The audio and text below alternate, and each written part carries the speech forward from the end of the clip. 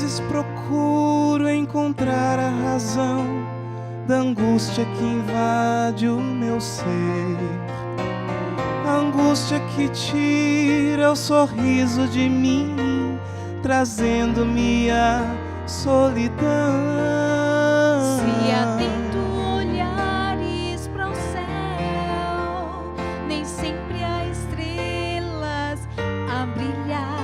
Dependendo das nuvens, o tempo também, sua luz poderá ofuscar.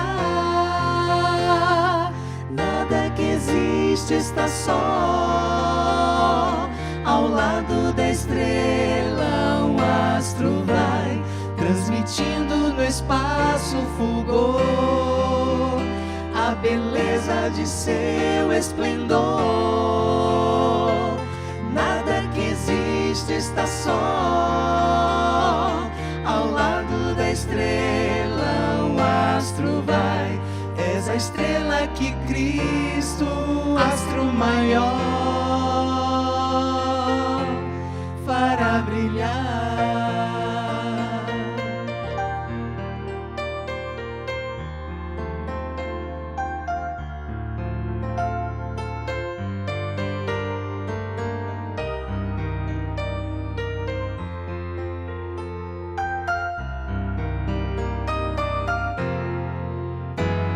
Tentando alegria dar ao coração, amigos então logo fiz. Se um dia a minha alegria findar, amigos eu vou encontrar. Nos momentos de grande aflição, nem sempre amigos encontrará. Dependendo da angústia, das dores também, só Cristo te pode ajudar. Nada que existe está só. Ao lado da estrela, um astro vai transmitindo no espaço fulgor a beleza de seu esplendor. Nada que existe está só.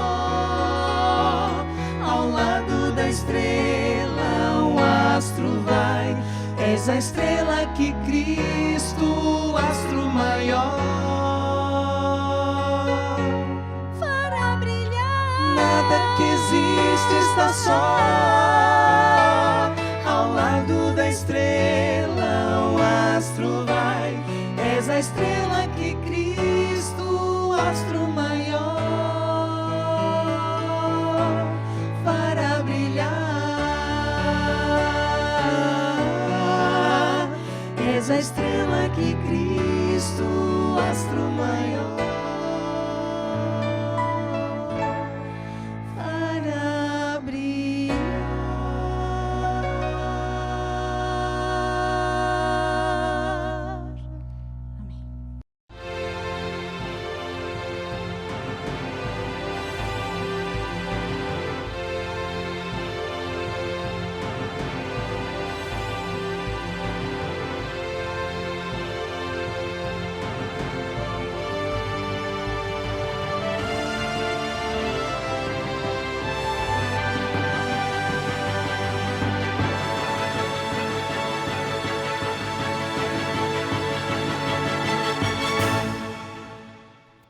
Amém. Muito boa noite.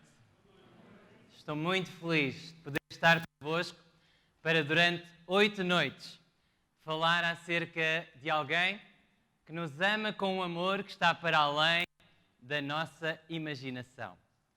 Sabem que durante a história deste mundo existiram vários movimentos filosóficos, militares, políticos que visavam destruir a fé das pessoas em Deus. Um desses momentos foi a Revolução Francesa e um desses movimentos foi a Revolução Francesa. Durante a Revolução Francesa de 1789 até 1799, as igrejas foram destruídas e também as Bíblias foram queimadas e os cristãos foram presos. No entanto, um dos oficiais da Revolução chegou perto de um camponês, certa vez, e disse-lhe: a sua igreja vai ser fechada, para que ninguém mais nesta vila acredite em Deus. Este homem muito simples, este camponês muito simples, virou-se para esse oficial e disse: então, para apagar a nossa fé, não vai ter só de fechar a nossa igreja, mas vai ter de apagar todas as estrelas do céu. Queridos amigos, eu acredito em Deus. E é verdade que há muitas pessoas hoje em dia que não acreditam, ou dizem que não acreditam, ou que têm dificuldade em acreditar. E existem razões para isso. Há muitos livros, há muitas coisas que se dizem que visam apagar a nossa fé em Deus.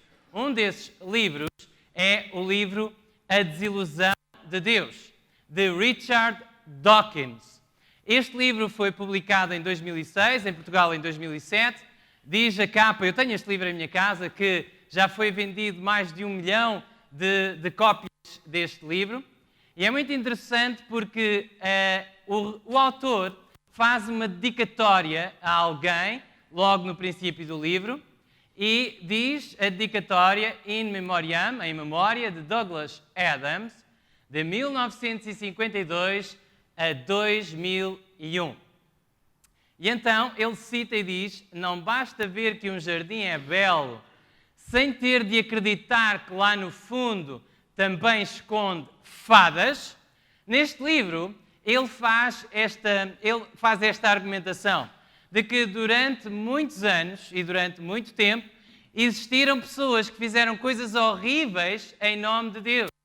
E como é um biólogo e evolucionista, ele procura fazer a argumentação de que realmente não faz sentido acreditar em Deus. Acreditar em Deus é para pessoas inferiores que ainda não conseguiram distanciar-se desta crença primária na divindade.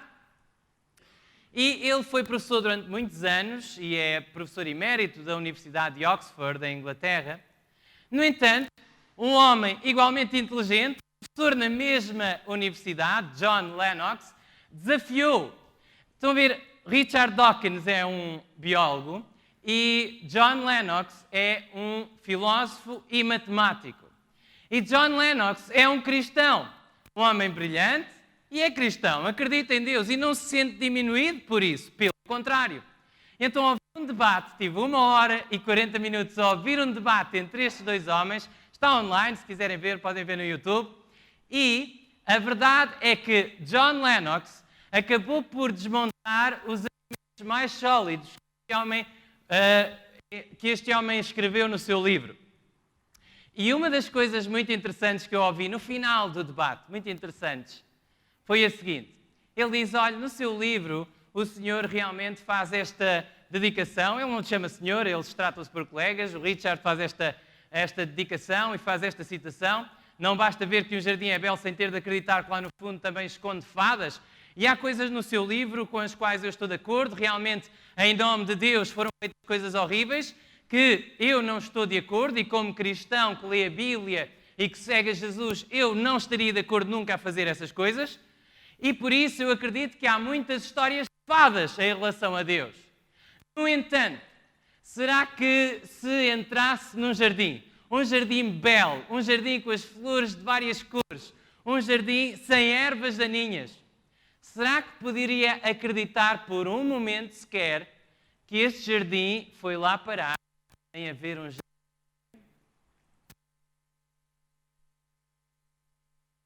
Se vocês tiverem um jardim em casa, se alguém que me está a ouvir tem um jardim em casa, vocês sabem que os jardins precisam de muito cuidado e que se os deixarmos sozinhos, surgem as ervas daninhas, as flores murcham e nada fica bonito.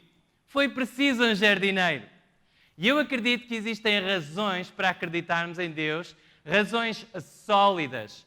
E acredito também que, infelizmente, a teoria da evolução é divulgada nos meios da comunicação social de uma forma abusiva, excessiva e pouco honesta. Um jornalista que durante 40 anos trabalhou num jornal, depois de sair, revelou que tinha sentido sempre muito triste, porque muitas vezes os artigos de criacionistas eram colocados de parte E tudo o que tinha a ver com o debate da evolução e da criação, mas que dava peso à evolução e que apresentava a teoria da evolução de uma forma agressiva contra o criacionismo, isso passava à frente nesse jornal. Ele diz que não é só aí e que durante muito tempo isso causou-lhe tristeza. E ele termina o artigo que eu li, que está online, podem ler no site creation.com. Eu permaneço com um sentimento que muitas vezes repeti. Porque é que os jornalistas que são ensinados a questionar tudo, a serem os céticos dos céticos, raramente questionam a evolução. É preciso questionar a evolução. Nós precisamos de a questionar. Porque a evolução tem pressupostos que afetam todos nós. Uma coisa é acreditar que Deus nos criou, outra coisa é acreditar que nós descendemos dos primatas, e não só dos primatas, mas de formas de vida muito inferiores. Sabem que o meu filho, que é pequenino, chama-se Lucas, eu sou apaixonado por ele tem um amigo na escola. E quanto mais tempo ele passa com o amigo, mais expressões do amigo ele traz para casa. Quando ele passa tempo connosco, ele tem as expressões mais semelhantes aos pais. Quando passa mais tempo na escola, ele vem e fala com o meu amigo e diz as piadas que o amigo diz, faz as brincadeiras que o amigo faz, não só um, vários, mas há um sobretudo que é o melhor amigo.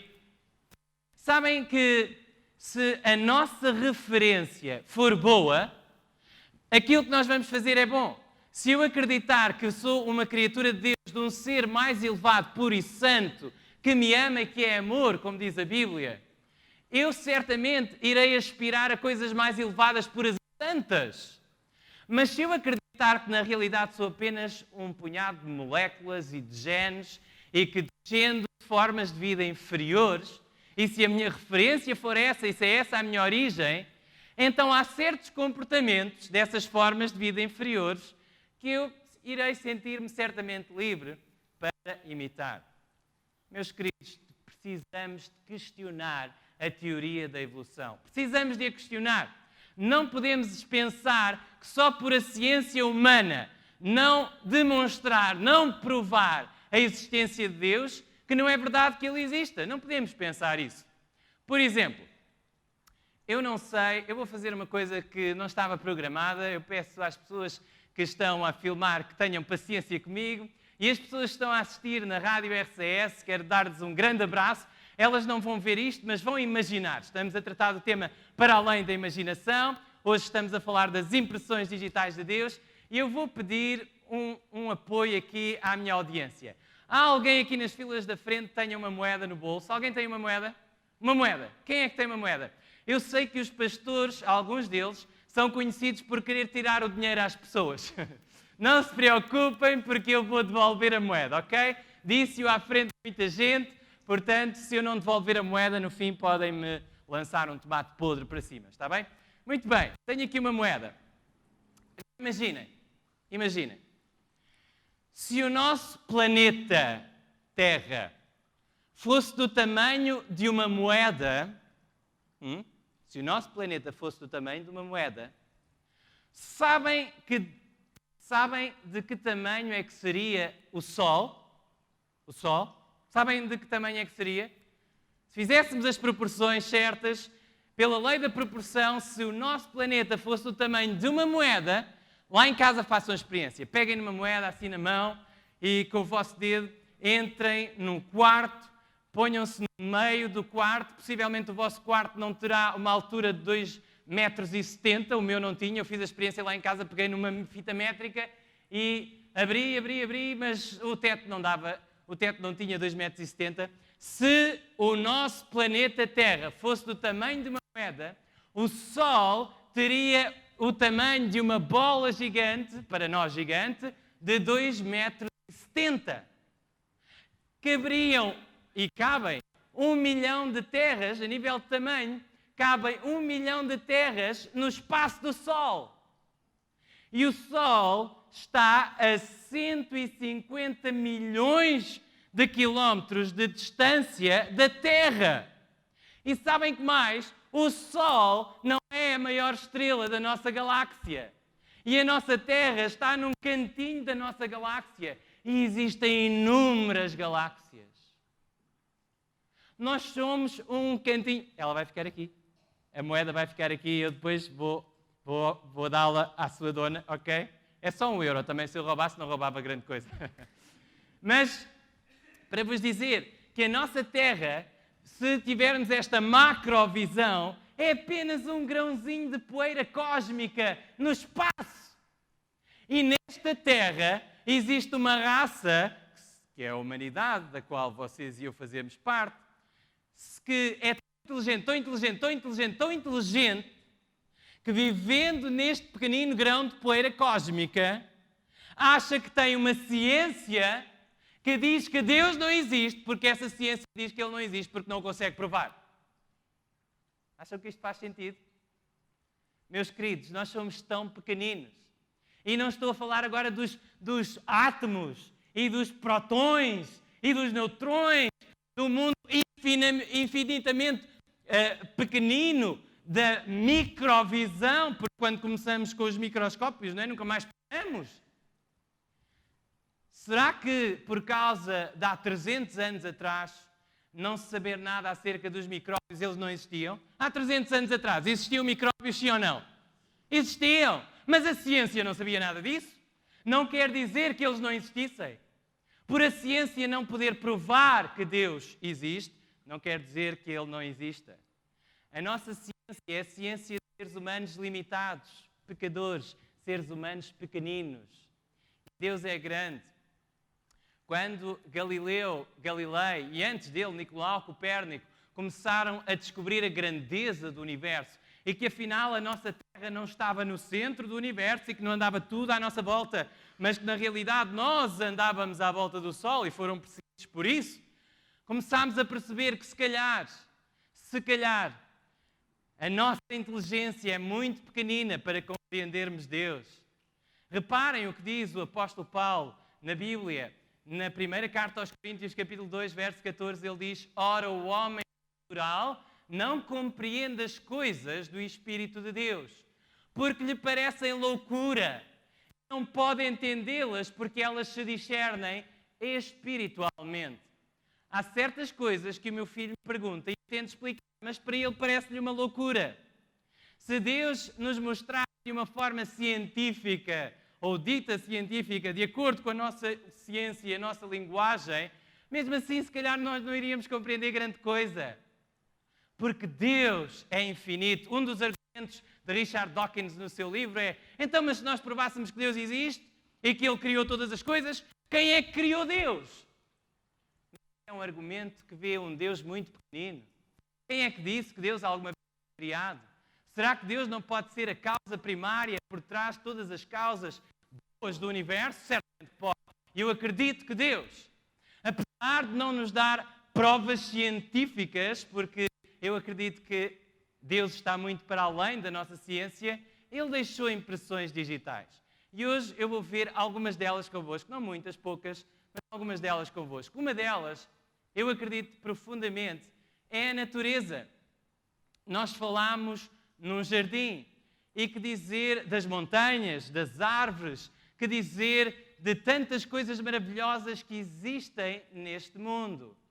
Nós nunca acreditaríamos, se alguém nos dissesse que, olha, sabes, lá na fábrica onde eu trabalho numa fábrica de automóveis, e na fábrica onde eu trabalho houve uma grande explosão, BUM! Um Big Bang!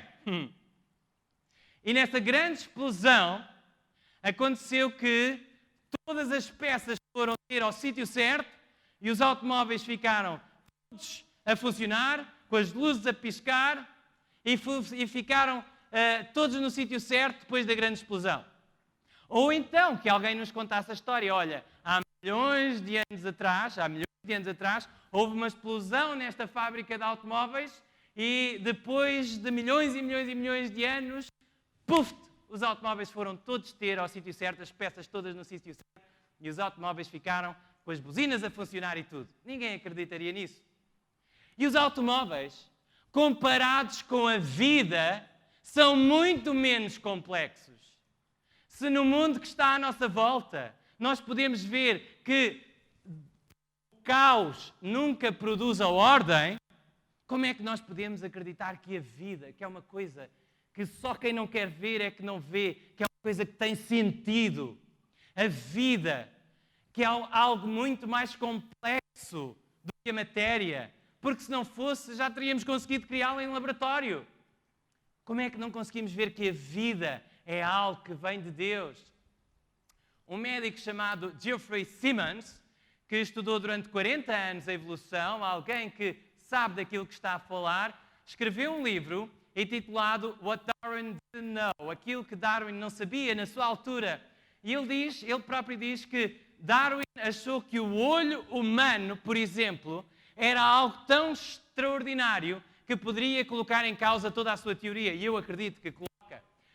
No seu 7º capítulo, ele apresenta as seguintes conclusões. Cada aspecto da visão, ele estuda o olho em detalhe, e já vamos ver um pouco das suas conclusões. Cada aspecto da visão sugere design ou desígnio intencional. Os argumentos que favorecem a evolução requerem passos de fé gigantes. Ele depois sintetiza, e é exatamente assim que está no seu livro, eu estou a citar exatamente as suas conclusões, cada ponto delas, e diz: a raça não teria sobrevivido sem a capacidade de ver. Sem a capacidade de ver, os seres humanos não teriam sobrevivido. Segundo, sugestões visuais são essenciais para quase cada ação que tomamos ou não tomamos. Os olhos são como antenas para o cérebro. Milhões de células revestem o interior de cada função do olho como receptores fotoquímicos, convertendo as ondas de luz em miríades de impulsos elétricos que são encaminhados a uma velocidade de cerca de 322 km por hora para o cérebro. Aí os impulsos são classificados, organizados e analisados de formas holográficas. E tudo isto é feito em milissegundos. Sabiam que isto acontece com os vossos olhos e com o vosso cérebro? Reparem, continuam as pupilas, refletem o nosso nível geral de consciência. Elas são as janelas dos nossos sentimentos e os espelhos das nossas respostas ao mundo à nossa volta. E finalmente ele termina com aquela primeira frase, ou com uma frase semelhante, que ele volta a repetir: cada aspecto da visão, desde a sobrancelha à retina, sugere design intencional. E cada vez mais cientistas estão a adotar a teoria do desígnio inteligente, ou a posição de que houve realmente uma mente superior que projetou tudo isto que existe no universo, e especialmente na nossa Terra. Porque as condições para haver vida são tão especiais, tão especiais. Se o Sol estivesse um bocadinho mais perto, nós morríamos todos queimados. Se ele estivesse um bocadinho mais de longe, morríamos todos congelados. E os nossos olhos, coisa maravilhosa, as nossas mãos. Já imaginaram? Isto é um milagre. Pode parecer que não, mas é um milagre. Eu penso, a minha mão vai fechar e ela fecha. Eu penso, a minha mão vai abrir e ela abre. De onde é que isto vem? Será que é apenas um processo mecânico e nada mais? Reparem o que diz ainda Jeffrey Simmons, mas agora no seu livro Billions of Missing Links, bilhões de elos de ligação que estão em falta, publicado em 2007 pela Harvest House, e ele diz na página 56, desde os dias de Darwin, descobrimos a existência de milhares de novas formas de vida. Os peritos dizem que são conhecidos 14 milhões, mas quando os mares e os mundos microscópicos forem finalmente estudados, poderemos vir a estar perante 100 milhões de espécies diferentes. 100 milhões de espécies diferentes de vida. E agora reparem o que ele diz. Todas elas deveriam ter tido vários intermediários ou predecessores se todas eram produto da evolução. Já ouviram falar em fósseis? Não já? O interessante é que os cientistas evolucionistas não conseguem basear muito a sua teoria. Eles dizem que sim, mas para bom entendedor, meia palavra basta. Os elos de ligação deveriam ser em muito maior número, muito maior. Porque não se passou de uma forma de vida para outra rapidamente. Teve de haver muitos elos de ligação. Muitas adaptações, mutações e depois então a outra forma de vida. Os elos de ligação deveriam ser em número muito maior no registro fóssil. Mas não são. Existem algumas coisas que se pensa, aqui está, vemos um crânio assim, mais esquisito e isto, aquilo, lá está, é onde... meu amigo, pode ter sido um macaco doente ou pode ter sido uma pessoa doente. Pode ter sido imensas coisas, não estavas lá há milhões de anos, não viste? E quem te diz a ti que tem realmente milhões de anos? Eu prefiro acreditar numa ciência mais elevada do que a ciência humana. Deus deixou impressões digitais na natureza. Deus deixou impressões digitais na nossa consciência, na consciência humana. Uma das coisas que eu ouvi John Lennox a dizer e fiquei fascinado é que depois de uma palestra, um cientista veio ter com ele e disse: olha, eu achei realmente, você tem argumentos muito, muito interessantes, mas diga-me, eu suspeito pela sua maneira de falar que você é cristão. E ele começou-se a rir e disse: olha, eu sei, é verdade, eu sou cristão, mas não me julgo por eu ser cristão. Não consegue explicar todas as coisas com a ciência. Por exemplo, diga-me, o que é consciência? Não sei. E o que é energia? Era um físico. O que é energia?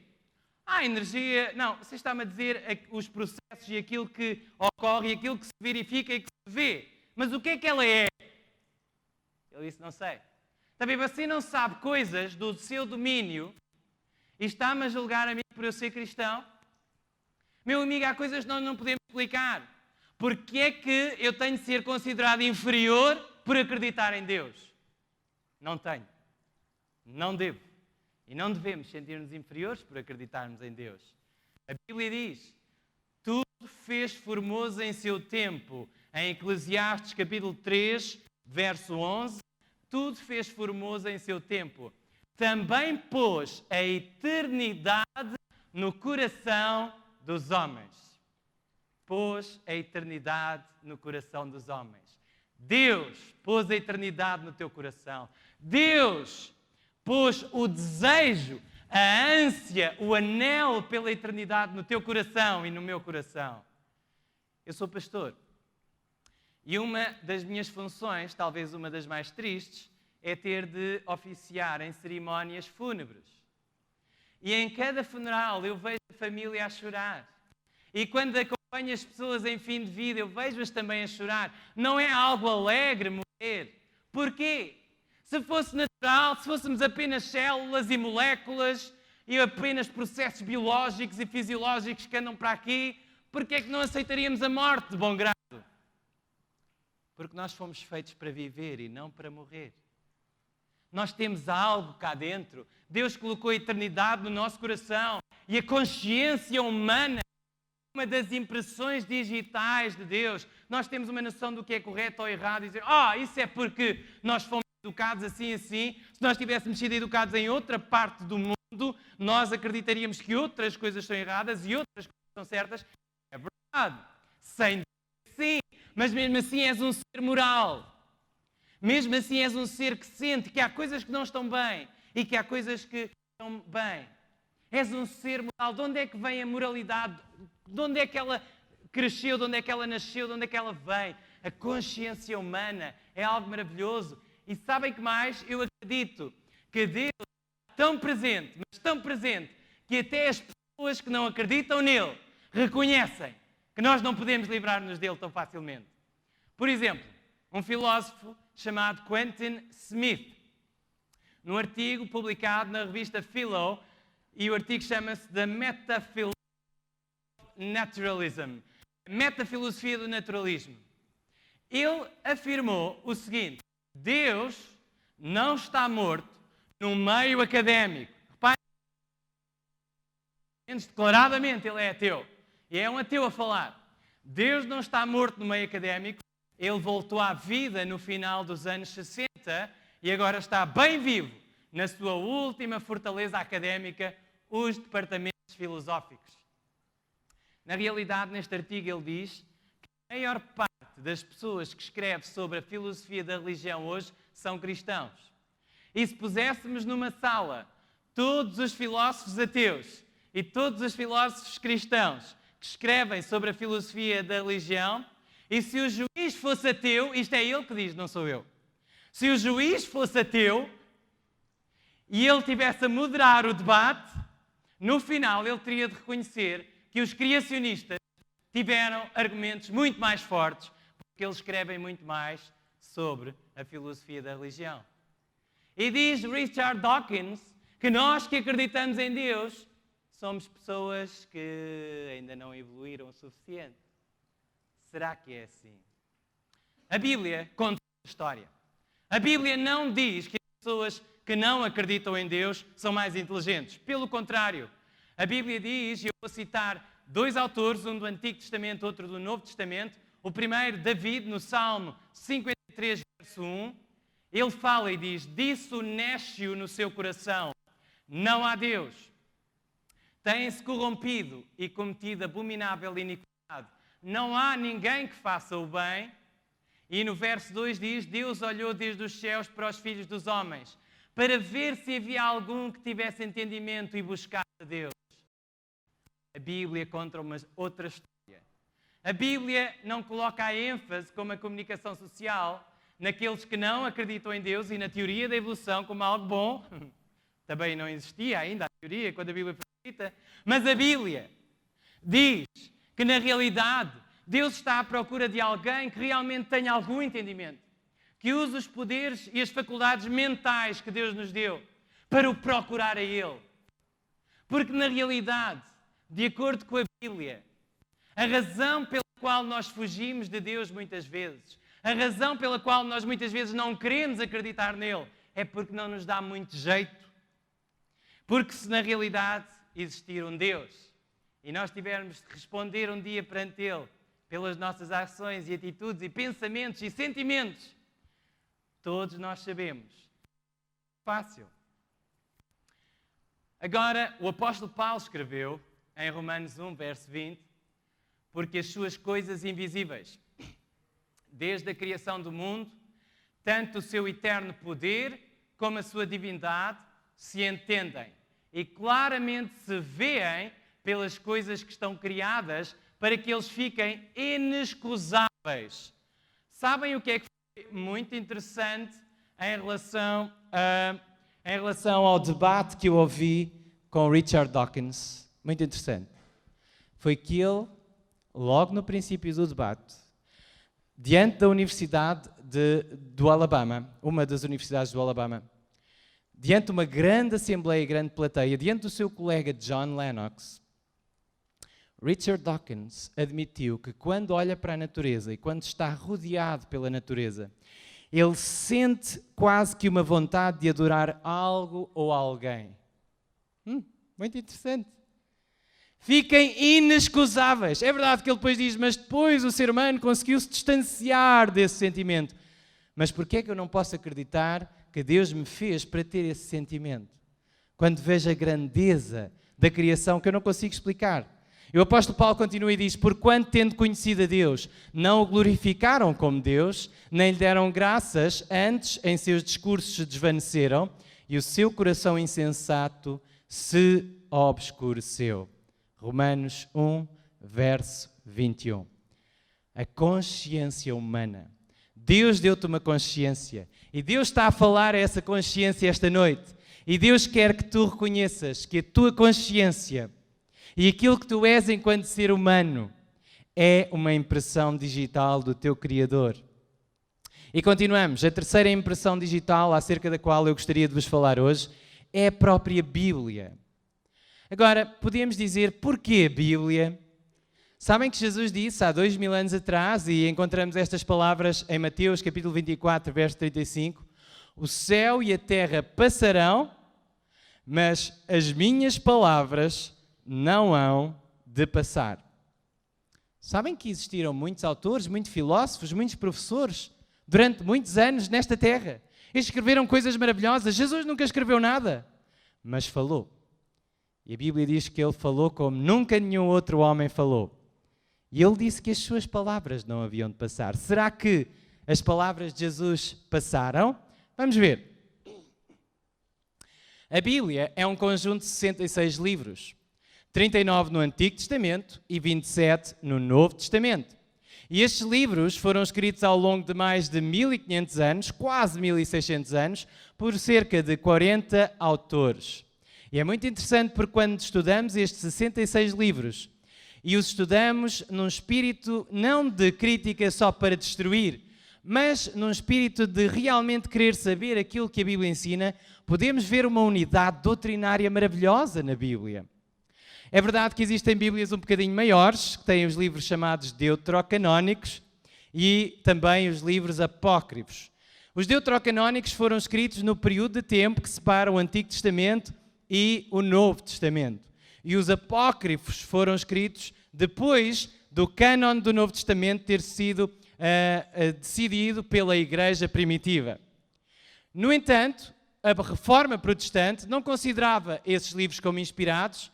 E é muito interessante porque, por exemplo, Jesus e os autores do Novo Testamento nunca citaram os livros deuterocanónicos. Porque nesses livros, tal como nos apócrifos depois, existem coisas que não se coadunam com as doutrinas da Bíblia, inspirada por Deus. Vamos ver mais factos sobre a Bíblia. De todas as obras literárias da Antiguidade, os escritos do Antigo e do Novo Testamentos são, de longe, os mais bem documentados. Existem 5.000 manuscritos do Novo Testamento no original grego e cerca de 20.000 fontes diferentes à disposição dos investigadores. Sabem, Anna Rice, uma norte-americana romancista, que escrevia romances que eu não aconselho a ninguém, mas ela tinha abandonado a fé cristã na sua infância ou na sua juventude, porque havia muitos autores que estavam a dizer que Jesus realmente existiu, foi uma figura histórica, está provado, mas isso dele ser divino e ser o Filho de Deus, isso aí são histórias, tudo aquilo que é milagroso na Bíblia temos de o retirar. E anos mais tarde, depois de ter escrito muitos romances que não devia ter escrito, ela voltou à sua fé cristã. E como era uma pessoa muito famosa, as pessoas começaram a perguntar-lhe, mas porquê? Mas porquê que tu voltas à tua fé cristã? E ela disse, porque eu fui estudar. E eu fui estudar os autores que realmente afirmam que Jesus é apenas uma figura histórica e que não era o Filho de Deus. E fui ver os seus argumentos. E os seus maiores argumentos são que a Bíblia não é credível. E na realidade os seus argumentos são muito fracos. Se não sabiam, meus queridos, a Bíblia, quer o Antigo Testamento, quer o Novo Testamento, é um dos escritos da Antiguidade, ou melhor, o escrito da Antiguidade, que está mais bem documentado em toda a história universal. Portanto, podemos confiar que a Bíblia que nós lemos hoje é a Bíblia que foi escrita por aqueles homens a quem Deus escolheu. E continuamos, o rival mais próximo das cerca de 20.000 fontes do Novo Testamento, escreveu John Blanchard, é a famosa Ilíada de Homero, com apenas 643. A Bíblia diz dela própria o seguinte, em 2 de Pedro capítulo 1, verso 21, porque a profecia nunca foi produzida por vontade de homem algum, mas os homens santos de Deus falaram inspirados pelo Espírito Santo. E aqui há algo importante e que eu gostaria de sublinhar.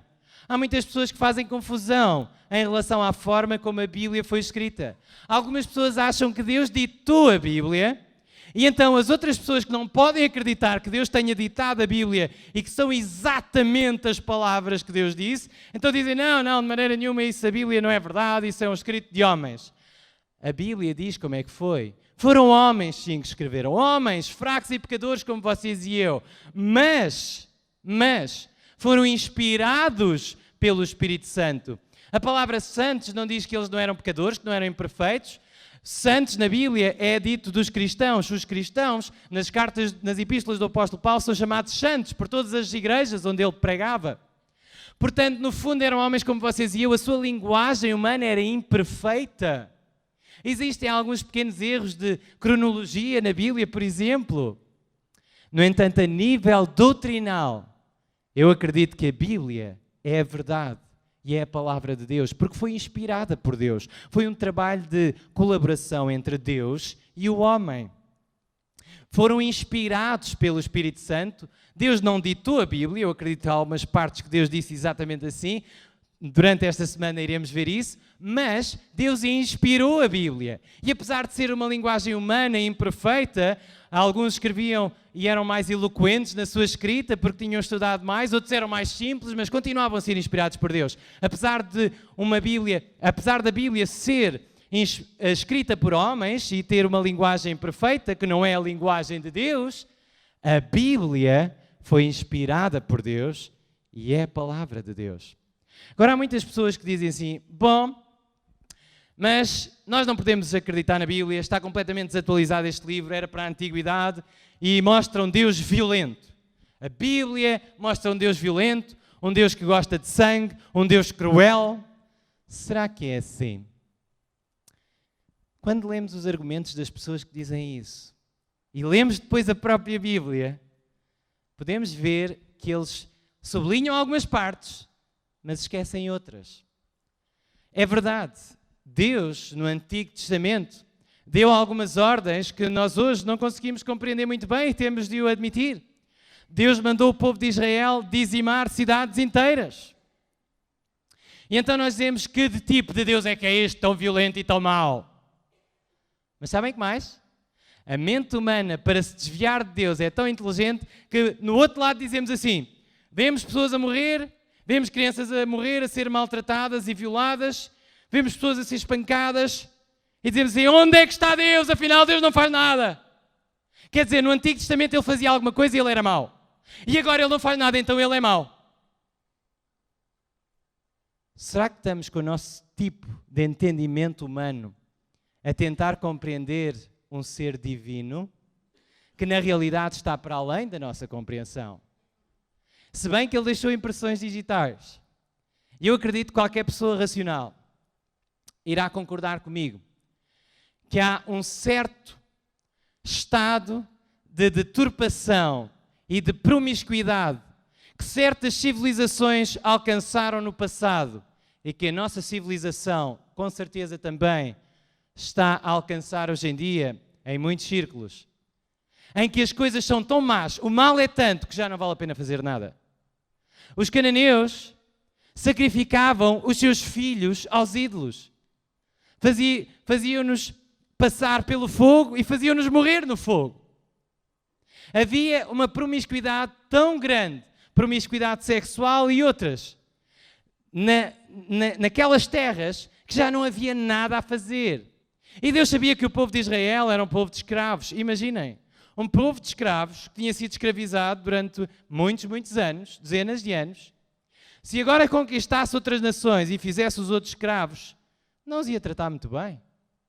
E se matasse os homens todos e deixasse as mulheres vivas, elas iam ser escravas sexuais. E se deixasse as crianças vivas, essas crianças não iam crescer com um pai de amor. Agora, isto são apenas as minhas ideias, quando eu leio a Bíblia e vejo que realmente a coisa estava tão deturpada que, em alguns casos, Deus mandou matar, é verdade. E apesar de eu ter as minhas ideias, não posso dizer que compreendo tudo. A verdade é que mesmo no Antigo Testamento nós temos momentos em que vemos que Deus é paciente. Deus esperou e atuou e em relação a alguns povos enviou mensagem e disse, mudem, não façam assim, porque senão a vossa vida é tão má, para vos livrar do vosso sofrimento, eu vou ter de tomar uma atitude. E então Deus tomou. E hoje em dia nós dizemos que Deus é mau por causa de ter tomado. Bom, um teólogo croata chamado Miroslav Volf tinha muita dificuldade em compreender o sentimento. Na Bíblia diz que Deus se ira, Deus estava irado. Tinha muita dificuldade em compreender isto. E então, na guerra, na antiga Jugoslávia, ele viu massacres, ele viu mulheres a serem violadas, viu pessoas a serem espancadas brutalmente, viu crianças a serem mortas e ele ficou irado. E então ele escreveu, agora eu já compreendo a ira de Deus. Deus não se ira apesar de amar. Deus ira-se porque é amor. E o amor verdadeiro, diante da injustiça, diante da maldade, diante da crueldade, precisa de se irar. Precisa de fazer alguma coisa. Não que odeie o pecador, não que odeie quem está a fazer mal, mas Deus odeia o mal. E Deus teve de fazer alguma coisa. Bom, agora Jesus disse, passará o céu e a terra, mas as minhas palavras não hão de passar. Será que Jesus estava certo? Será que a Bíblia está a cair em desuso? Ou será que a Bíblia está a tornar-se cada vez mais popular e a circular cada vez mais? Vejam, a Sociedade Bíblica teve o seu início em Inglaterra em 1804 e em pouco tempo espalhou-se para vários outros países. Em apenas 200 anos de existência, as sociedades bíblicas traduziram a Bíblia para mais de 300 línguas, possibilitando que mais de 5 bilhões de pessoas lessem a Bíblia na sua língua natal. Vamos continuar. Estima-se que 100 milhões de Bíblias são vendidas anualmente ao redor do mundo, além das que são distribuídas gratuitamente e das versões online. Eu estou a dizer aqui vendidas. E isto estima-se sobretudo em relação à Bíblia completa, ok? Porque a citação que vem a seguir poderá assustar-vos um bocadinho. Vejam. Vocês podem aceder a este site na internet, United Bible Societies, as Sociedades Bíblicas Unidas, e vocês vão encontrar nesta página, que vocês facilmente vão encontrar, se procurarem as estatísticas da Bíblia nessa página, facilmente vão encontrar este texto, que eu traduzi para português. A distribuição mundial da Bíblia pelas sociedades bíblicas subiu 6%, de pouco mais de 381 milhões em 2011 para mais de 405 milhões em 2012. Desses 405 milhões, 32,1 milhões foram Bíblias completas, igualando o ano 2011, que bateu o recorde na distribuição da Bíblia. Jesus disse, passará o céu e a terra, e as minhas palavras não hão de passar. Acham que ele estava certo, sim ou não? Porquê é que será que a Bíblia não passa? Apesar de tanta gente escrever contra ela, pessoas, como tivemos um português, não é? José Saramago, ganhou um prémio Nobel da literatura e disse que realmente na Bíblia Deus é sanguinário, Deus é mau e Deus é violento. Mas mesmo assim a Bíblia continua a ser vendida muito mais do que os seus livros e muito mais do que qualquer livro. Vendida, distribuída, oferecida, partilhada, pregada. Porquê? Jesus disse, passará o céu e a terra. Mas as minhas palavras não hão de passar. Porquê é que não passam? Porque na Bíblia, apesar dos críticos, apesar de tudo aquilo que se diz sobre a Bíblia, na Bíblia está a maior história de amor de todos os tempos. A história de amor de um Deus que te amou. A história de amor de um Deus que se ofereceu por ti numa cruz. A história de um Deus tão maravilhoso que esteve disposto a sofrer. Não só sofrendo Ele, Pai, mas dando o seu Filho para morrer por nós. O texto mais conhecido da Bíblia é: porque Deus amou o mundo de tal maneira que deu o seu Filho unigênito para que todo aquele que nele crê não pereça, mas tenha a vida eterna. Escreveu o apóstolo João no seu Evangelho, no capítulo 3, verso 16. E esta mensagem é para ti esta noite. Tu que estás lá em casa, a assistir online, tu que estás a assistir através da rádio RCS, tu que vieste a este auditório, Deus deixou impressões digitais na criação, na natureza. Deus deixou impressões digitais na tua consciência. Deus deixou impressões digitais na Bíblia. E não é redutor acreditar na Bíblia e nesta história de amor, não é. Há muitos cientistas que acreditam, muitas mentes brilhantes. Um astrónomo que durante muitos anos na Austrália foi parte de uma equipa que trabalhava para o governo. Ele acredita na Bíblia, este homem, David King.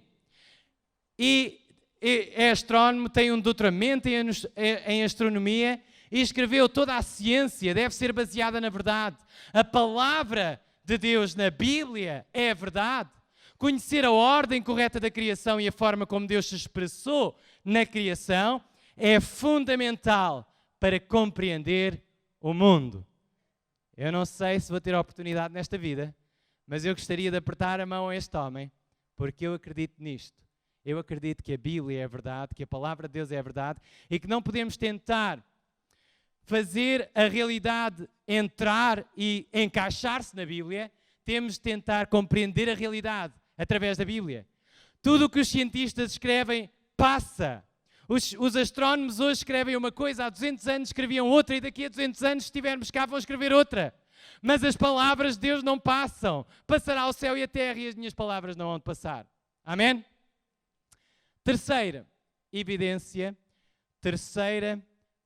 ou quarta impressão digital, a providência. A providência. Certamente que se vocês começarem a pensar na vossa vida no passado, vão ver que houve coisas que não conseguem explicar. Coisas que aconteceram que vocês naquela altura vos pareceu muito más, mas que acabaram por ser boas. Será que não era Deus a trabalhar na vossa vida? Em Romanos capítulo 8, verso 28, Paulo escreveu: e sabemos que todas as coisas contribuem juntamente para o bem daqueles que amam a Deus, daqueles que são chamados segundo o seu propósito. E querido amigo, a Bíblia diz também, Jesus disse, quem é de Deus, escuta as palavras de Deus. Eu acredito que não foi por acaso que tu hoje vieste aqui a esta sala.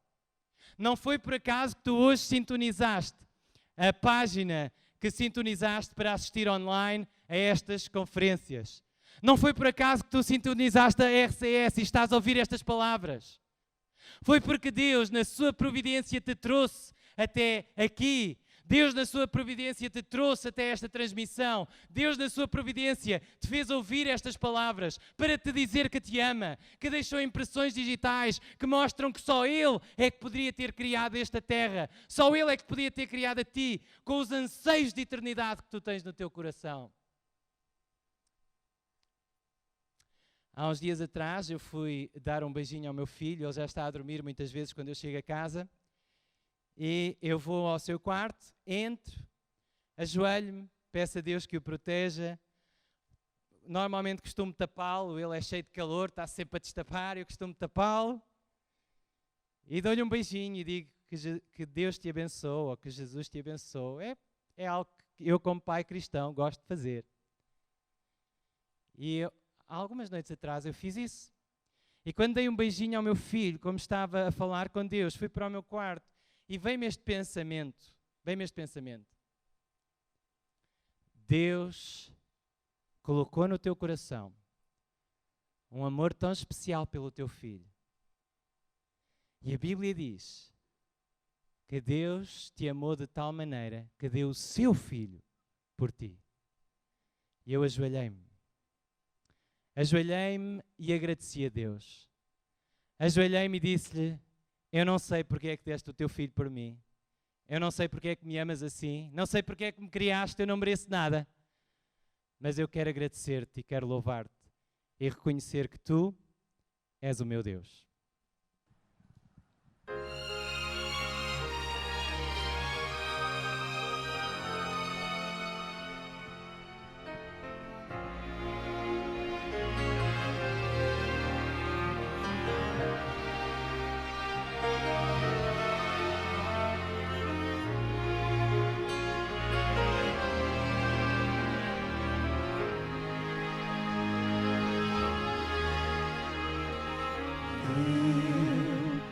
Saber quem fez o sol,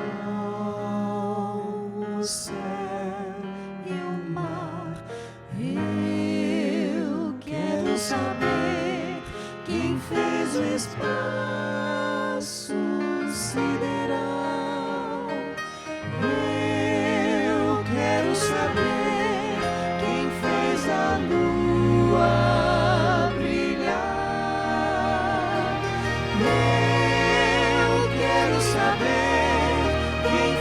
A estrela cintilar,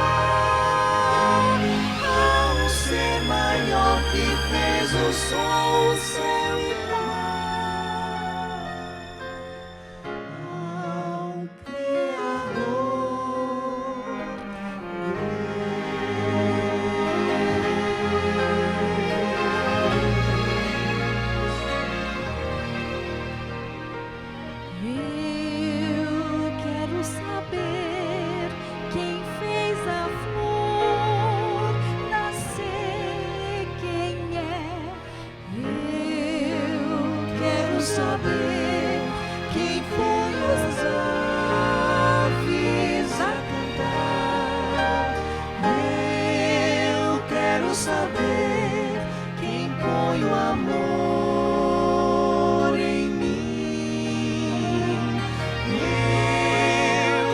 saber quem faz o homem tanto amar. Há um ser maior que fez a flores pra mim. Há um Criador, há um Criador, há um Criador, Deus, Deus, Deus.